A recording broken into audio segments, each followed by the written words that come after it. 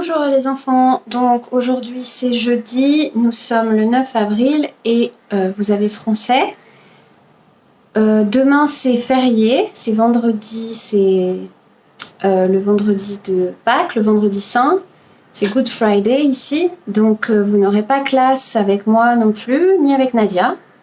Je vous ai donné un petit peu de travail à me préparer pour mardi et pour jeudi de la semaine prochaine. Je vous explique ce que vous avez à faire aujourd'hui. Donc, le jeudi, vous regardez la chaîne comme vous êtes en train de le faire. Vous lisez les informations. Donc, comme je vous ai dit, c'est la dernière semaine où c'est quelque chose que je vous demande de faire tous les jours. À partir de la semaine prochaine, on va faire autre chose. Mais c'est une bonne idée de continuer à vous tenir informés. Donc pour le jeudi, normalement, les présentations, c'est Bérénice, Dorsaf, Doua, Neil, Walker, Luna, Meher et Rai. Donc j'attends vos présentations. Vous pouvez même me les envoyer dans le week-end et je les mettrai sur la chaîne. Pour le travail de aujourd'hui et un petit peu du week-end. Alors, normalement, le jeudi, c'est la dictée. J'ai décidé de vous donner cette semaine une liste de mots à préparer en dictée, à savoir écrire. Donc c'est les adverbes en ment, plusieurs adverbes en ment, parce que malgré les exercices qu'on a fait, il y a eu quelques erreurs dans l'écriture des adverbes, et j'aimerais bien que vous sachiez les écrire correctement. Donc vous avez des adverbes en ment à savoir écrire, et le vocabulaire de la science, puisque c'est un vocabulaire qui est un petit peu complexe, et comme on vient de travailler dessus, vous savez ce que signifient les mots, donc ovipare, mâle, femelle, accouplement, fécondation. C'est des mots que je veux que vous sachiez écrire. Donc ces mots, je vous interrogerai dessus jeudi de la semaine prochaine. Et vraisemblablement, je vous interrogerai dessus dans des phrases. Je ne vous dicterai pas que des mots, je vous dicterai ces mots, une sélection de ces mots dans des phrases. En conjugaison, on révise toujours pour le passage de la ceinture rose le présent des verbes du troisième groupe. Donc, je vous ai mis un petit mot croisé pour réviser. Et aujourd'hui, pendant la visioconférence de l'après-midi, on va commencer, parce que la ceinture rose, c'est les verbes du troisième groupe et c'est l'impératif présent.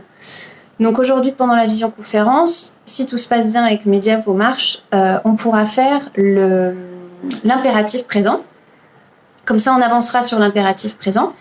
Et une fois qu'on aura fait l'impératif présent, on pourra passer la ceinture rose. Je pense que la ceinture rose, c'est une des plus dures. Même si normalement, c'est la ceinture noire. Mais je pense que la ceinture rose est un peu dure parce que vous avez et les verbes du troisième groupe et l'impératif présent.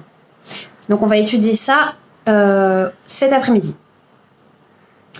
En géométrie, encore un petit programme de construction, donc différent pour les CM1 et les CM2. Faites le programme de construction. Si vous n'y arrivez pas, aidez-vous de la correction. Sinon, vous le faites avant et vous regardez la correction après. S'il vous plaît, aidez-vous des corrections. Je passe un petit peu de temps à filmer tout ça et à le mettre en ligne. C'est pour que ça vous aide. Et c'est aussi pour laisser un peu de répit à vos parents pour que vous puissiez être tout seul. Surtout les CM2, vous pouvez travailler tout seul quasiment. Avec tout ce que je vous envoie, vous pouvez quasiment faire tout le travail tout seul. Donc je pense que là, vous avez compris un peu comment ça fonctionne. Et d'autant plus si je vous mets les corrections. Vous avez juste à cliquer sur le lien de la fiche d'activité que je vous donne. Donc là, je ne les ai pas tous mis les liens parce que je n'ai pas tout mis en ligne, mais dès que c'est bleu, c'est un lien. Donc quand vous avez à aller voir une correction, allez-y tout seul et regardez, corrigez tout seul votre travail. Je pense qu'il y en a pas mal d'entre vous qui le font déjà, donc c'est très bien. Donc, un petit programme de construction, un petit problème. Vous allez voir le problème un peu original. J'ai hâte de voir vos réponses. Ensuite, la suite de l'homme à l'oreille coupée. Avant de faire la suite, pareil, je vous ai fait une correction. Regardez la correction de l'extrait 1 et lisez la suite et répondez aux questions. Peut-être on va avoir un peu plus d'informations sur pourquoi ce monsieur a une oreille coupée.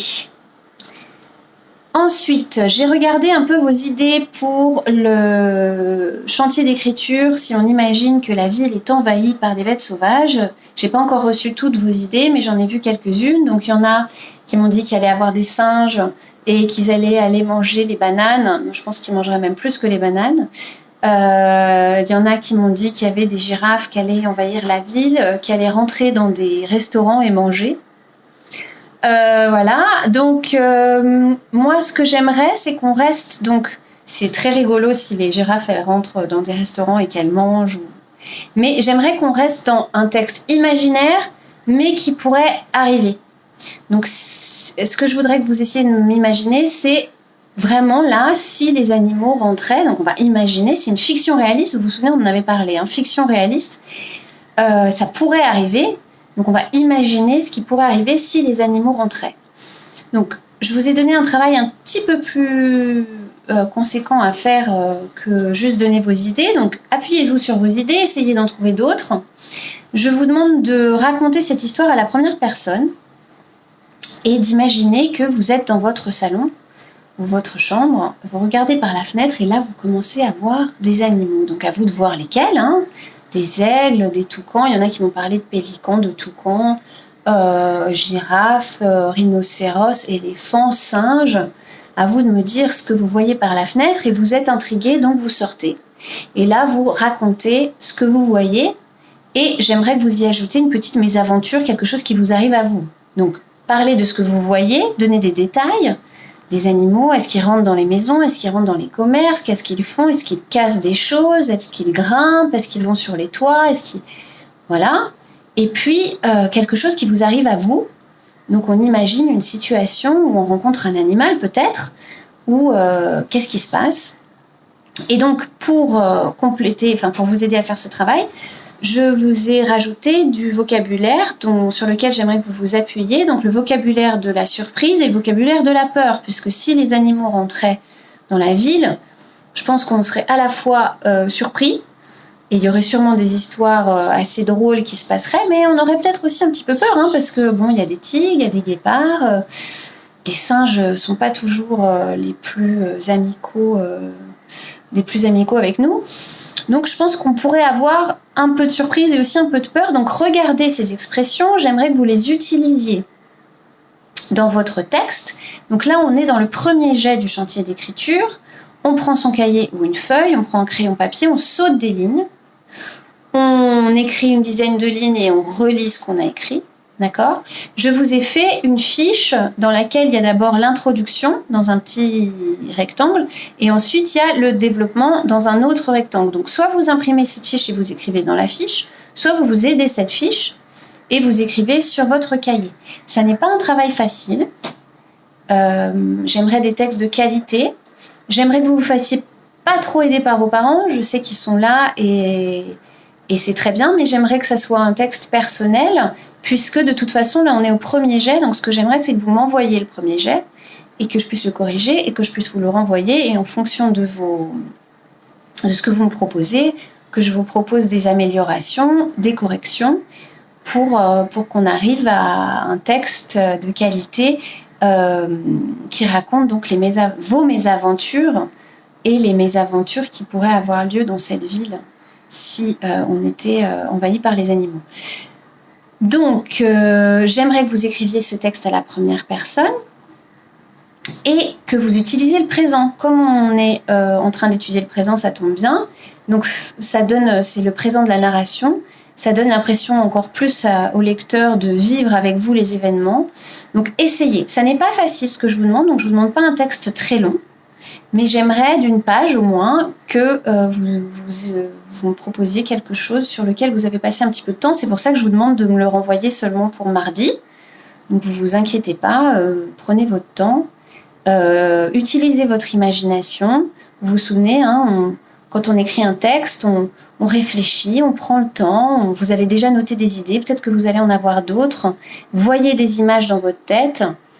Et voilà, essayez de me faire quelque chose de chouette. Enfin, l'évaluation sur les oiseaux. Donc ça, c'est pareil, vous avez le temps de la faire, elle n'est pas longue. Hein. Elle n'est pas longue, elle n'est pas dure. Donc je compte sur vous pour la faire et la renvoyer. Et puis, je vous ai sélectionné une poésie. Donc pour la poésie, c'est un texte qui est un petit peu triste, mais en même temps qui correspond à ce qu'on est un peu en train de vivre. Donc c'est pour ça que j'aimerais que vous le connaissiez. Peut-être certains d'entre vous le connaissent déjà, c'est un texte de Paul Verlaine. Paul Verlaine l'a écrit quand il était en prison. Donc nous, on n'est pas emprisonnés, mais on est confinés. Et il l'a écrit en regardant par la fenêtre de sa cellule. Donc vous pouvez le recopier dans votre cahier valise, le lire, le recopier dans votre cahier valise. Je vous ai mis un petit lien YouTube pour pouvoir l'écouter. Et puis la semaine prochaine, on va l'étudier un tout petit peu, ce poème. On va l'étudier. Donc là, pour le moment, vous avez juste à le lire. Lisez-le une fois, 2 fois. Recopiez-le proprement dans votre cahier valise. S'il y en a qui veulent commencer à l'illustrer, illustrez-le. Mais peut-être vous pourrez l'illustrer une fois qu'on l'aura expliqué un petit peu. Voilà. Je sais qu'il y a beaucoup de choses. Vous avez demain pour le faire, mais vous avez aussi un petit peu vendredi, un petit peu samedi, un petit peu dimanche. Lundi, vous retrouvez Nadia. Si jamais il y a des problèmes, si jamais vous n'avez pas le temps, si jamais vous savez que je suis là, je suis tout à fait prête à vous entendre et à entendre enfin voilà, ce que vous avez besoin de me dire. Je vous ai mis des petits défis de Pâques. Alors une petite recette, un petit bricolage, voilà, si vous avez envie de faire de travailler sur, enfin de bricoler autour de Pâques, allez-y. Je vous souhaite déjà joyeuse Pâques et on se voit tout à l'heure pour les visioconférences. Bon courage et bonne journée.